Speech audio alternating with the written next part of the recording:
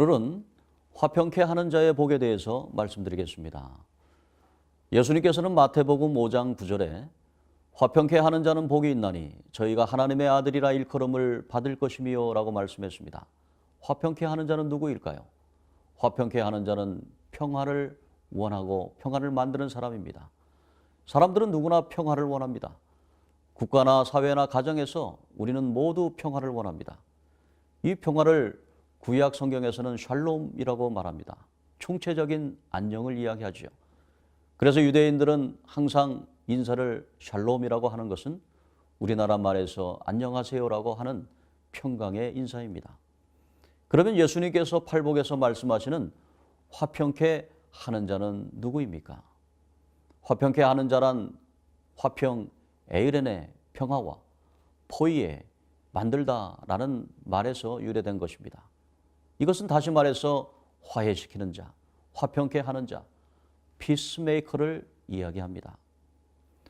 그런데 피스메이커를 하나님께서 우리에게 사명으로 주셨는데 첫사람 아담과 하와는 하나님의 말씀에 불순종함으로 평화의 반대인 폭력과 살인으로 점철됩니다.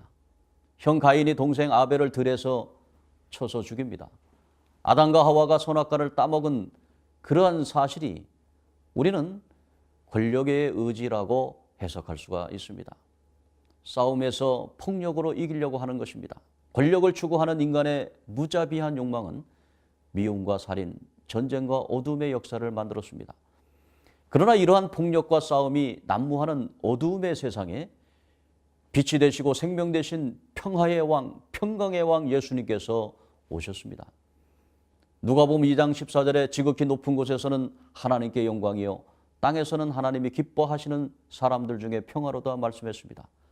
로마서 5장 1절에 보면 그러므로 우리가 믿음으로 의롭다 하심을 받았으니 우리 주 예수 그리스도로 말미암아 하나님과 화평을 누리자 말씀했습니다.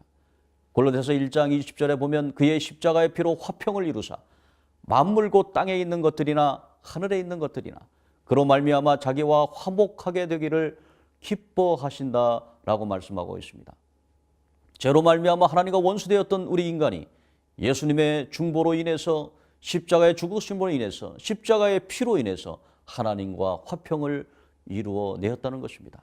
그러므로 우리는 예수님을 믿어서 하나님의 관계가 화평으로 회복되어야 되는 겁니다.